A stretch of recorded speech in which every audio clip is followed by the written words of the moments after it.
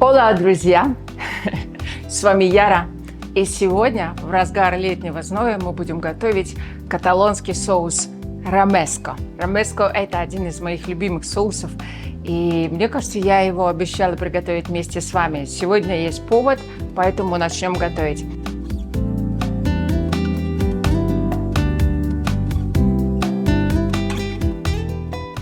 Ромеско – каталонский соус, который изначально придумали рыбаки. Верите или нет, он менялся с каждым столетием, и ингредиентов в нем становилось все больше и больше. Но изначально он в основном состоял из чеснока, помидор, перца и небольшого количества орехов. То есть рыбаки делали этот соус, чтобы есть вместе со свежим уловом, который они тут же готовили на открытом огне. На самом деле соус потрясающий, и он сейчас используется в современной кулинарии и к рыбе, и к мясу, и к овощам. Я его ем даже с кусочком хрустящего хлеба. С картошкой. Да, и, кстати, спасибо Виктории. С картошкой он особо потрясающий. На мой взгляд, он напоминает чем-то нашу кабачковую икру, но гораздо вкуснее, гораздо глубже. И за счет того, что овощи мы будем запекать в духовке до золотистого цвета, это дает такой, как это сказать, дымку, потрясающий смоки тест, и что делает его совершенно волшебным. И, кстати, я его подаю, когда готовлю для своих заказчиков, с какими-то элегантными блюдами. И, на мой взгляд, вот эта смесь дикого каталонского копченого соуса с нежной рыбой или с нежным осьминогом всегда потрясает своим вкусом и разнообразием. Какие основные ингредиенты соуса ромеско? Конечно же, это болгарские перцы. Это могут быть и красные, и желтые. Скажу вам по секрету, зеленые я почти никогда не использую, потому что при приготовлении, а сегодня мы будем подвергать их тепловой обработке, у зеленых получается какой-то такой очень странный, на мой взгляд, вкус. Желтые и красные мои любимчики. Нам потребуется 2, если они у вас мельче, возьмите 3. Также нам потребуются спелые, яркие, вкусные томаты, которых у меня нет. Но есть прекрасные консервированные томаты в банке сорта сливка. Я их покупаю в Карфуре, не знаю, какие есть в вашем городе, но вот такие без кожицы, продолговатые, прекрасно подходят. Почему? Потому что нам нужна сладость, нам нужна яркость томатов. Сейчас начало лета, и у нас в Дубае томатов таких нет. И вообще мне нравится всегда под рукой, не нужно там куда-то идти. Нам понадобится лучок, один большой, у меня вот 2 маленьких, я люблю красный. У него при обжарке получается совершенно неповторимый вкус. Чили перец, 1 или 2, смотрите как вам. Я все время кладу больше, чем надо, и потом запиваю водой, но ничего с этим поделать не могу. Головка чеснока, у меня маленькие головки, я их возьму 2.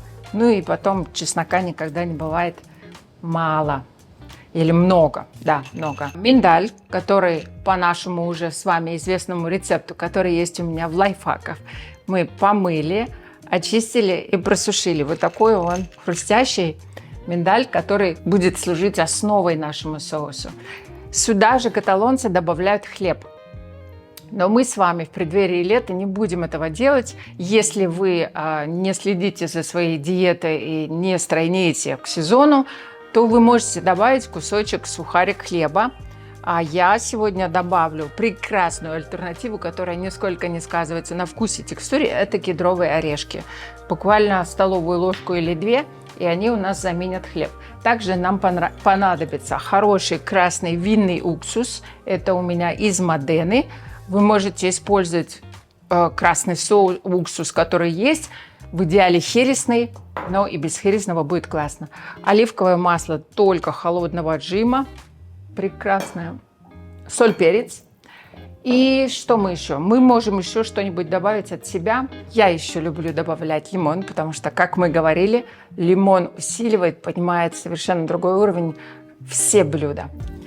И Если будет не очень остро, можно добавить табаско. Это вот для меня, наверное, вариант. Духовочку я поставила разогреваться до температуры 180. Перцы у меня помытые. Резать я их не буду. Что я собираюсь делать? Я кладу вот так перцы. Лук я разрежу на 4 части. Просто для того, чтобы за время приготовления вот эти части у нас обуглились и стали черненькими, темно-коричневенькими. И с этим дружком я точно так же поступлю, потому что подзагорелый лучок нам дает основу, такую вот дымкость, совершенно потрясающий характер этого соуса. У чеснока вот эту ножку, за которую, собственно, из которой и растет, мы срезаем с небольшим количеством самих зубков. Если вам видно будет, я покажу, насколько. Вот так. Он начал прорастать. И в таком виде я его оберну фольгой и буду запекать. Нам нужно будет 2. Почему нам нужно срезать верхушки? Для того, чтобы беспрепятственно выдавить чеснок, когда он приготовится. Запекать мы его будем в фольге. Как вы помните из предыдущих рецептов, чеснок очень быстро горит, поэтому мы его защищаем. Сюда я ничего не буду даже класть, сыпать или лить. Просто вот так закрываю его. И чуть не забыла. Для того, чтобы у нас вся эта феерия овощная готовилась более радостно и красиво, я немножко прибрызну маслицем. Честно говоря, не замеряла без масла и с маслом, насколько лучше результат или нет.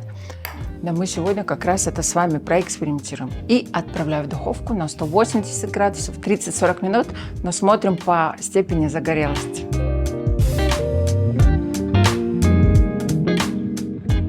Сейчас я их буду помещать в чашку и накрою пленочкой, чтобы они немного остыли, а мне было легче их чистить.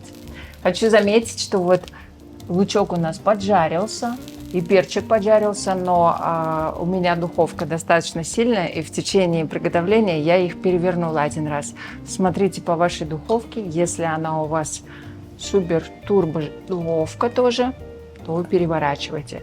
Все овощи только перцы мне надо чистить. Я отправляю сюда, закрою пленочкой и дам постоять 5 минуточек, чтобы было легче снимать шкурку. Моя нетерпеливая душа не может успокоиться, оставить эти перцы в покое я не в силах. Будем их чистить голыми руками, почти голыми. Горячие перцы. Одену перчатки, чтобы вам не было больно за меня. Лучок красивый, чесночок красивый. Сильно хочу этот соус. Но иногда так бывает, некогда. Я это понимаю. Хочу сказать, что этот соус, который образовывается у нас от перчика, его выливать не будем. Он прекрасно нам дополнит текстуру нашего соуса. Перец. Я сейчас сделаю как? По-хитрому, как мне кажется. Я вылью этот соус, а перец буду расчищать на доске. Он так быстрее высохнет. Ой, зачем я это делаю? Можно было подождать, но нет. Шкурка с него слетает очень легко. Если вы терпеливая натура, то вам еще и будет не горячо. Вот. Косточки нам не понадобятся, поэтому я его сейчас разделю вот так на 2 и уберу косточки и мембранки. Очень легко, все замечательно. Вот шкурка слетает, словно она из шелка. И все эти ингредиенты я буду сразу класть в мой волшебный термомикс для взбивания. Любой миксер подойдет. Иногда, когда у меня маленькая порция этого соуса, я делаю его в Magic Bullet или в Nutri-Bullet или в обычном измельчителе, который у вас есть. Косточки убираю. Для чего мы снимаем кожицу? Чтобы текстура соуса была нежной. Вы, наверное, помните, когда ешь борщ с томатами, с болгарским перцем, пленочка от томатов и от болгарского перца остается, не растворяется.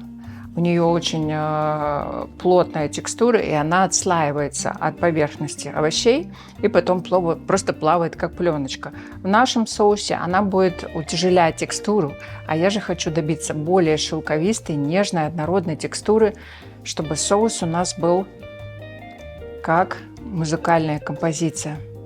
Поэтому, если вам не лень, уберите пленочки. Если совсем лень, можно измельчить и протереть через сито. Кстати, французы почти все свои рецепты соусов или супов, кремов используют при помощи сита. Протирают его при помощи сита, чтобы добиться идеальной консистенции. И я думаю, что испанцы тоже так делают, потому что испанцы очень-очень любят свою кухню, очень любят и нежные текстуры совмещать, и более плотные текстуры. И я с глубоким уважением отношусь к испанской кухне. Люблю ее за то, что она живая, за то, что она очень вдохновляет готовить. Конечно, она очень полезная и вкусная. Это, наверное, одна из тех кухонь, которые наряду со своими вкусовыми качествами обладают большими, классными, нутритивными качествами. То есть мы не только едим и наслаждаемся, мы подзаряжаем свой организм витаминками и при этом наслаждаемся классными текстурами и вкусовыми переживаниями. Обожаю Испанию. Я в Испании, кстати, только и ем. К своему стыду или к радости, не знаю. Ну вот вам признание в прямом эфире. Мы берем чесночок и попробуем его выжать. Вот, надеюсь, вам видно. Прекрасно. Он выжимается. Сюда можно добавлять и свежий. Но я глубоко убеждена, что чеснок запеченный более нежный. Я думаю, что острости, жесткости, резкости нам и так хватает в наших повседневных буднях. И мы будем стараться все смягчить хотя бы на кухне. И второй братец его есть, я и с ним поступлю также. Наш лучок. Обожаю нюхать лук. Он для меня является каким-то символом домашнего уюта, радости. Я помню, у моей бабушки всегда пахло жареным луком, что бы она ни готовила. Я думаю, мы всегда добавляем жареный лук в любое блюдо. И это блюдо пахнет уютом, покоем, какой-то уверенностью с завтрашним днем. Сегодня мы тоже эту уверенность добавим сюда. Ну вот, основные ингредиенты у нас здесь. Дальше, вместо хлеба, как я сказала, я добавлю немножко пайнаутс, как они называются на русском, кедровые орешки. Вот так вот, буквально 2 щедрые щепотки. У нас сюда идет поджаренный миндальный орех, который у нас составляет тело соуса. Еще чуть-чуть. У нас сюда пойдет жижа из нашего перчика, косточки, чтобы не забежали. Опа! Я очень рачительная хозяйка. И все должно идти в дело. Наш еще один основной ингредиент – томаты. Ох, какие красавчики! Так, ну вот прям вот так из банки. Думаю, достаточно. Еще один. Опа! Красный перчик. От красного перца я убрала косточки предварительно. Сюда же идет у нас уксус, красный уксус. Он невероятным образом подчеркивает вкус. Оливковое масло. Побольше. Соль, перец. И, конечно же, я немножко добавлю лимонного сока. Просто для искры, для антуража. Если вы любите очень острый, добавьте больше перца. Я пока так смешаю. Соль и лимона чуть-чуть. Буквально пару капель. Ну вот и все. Пахнет обалденно. Если у вас есть копченая паприка, можно добавить копченой паприки. Я ее люблю, и она у меня быстро кончается. Буквально 1 минутка. Наш соус готов. Я его попробую. Какой цвет? Бомба. Такая оргия вкуса, не сказать иначе. Он получился такой густой, ароматный, вкусный, в меру пряный. Чувствуется вот этот вот дымок из наших овощей. Ярко чувствуется болгарский перец, свежесть. Очень-очень классно, вкусно получилось. И этот соус я готовила для своей подруги. Я его положу вот в такую красивую баночку.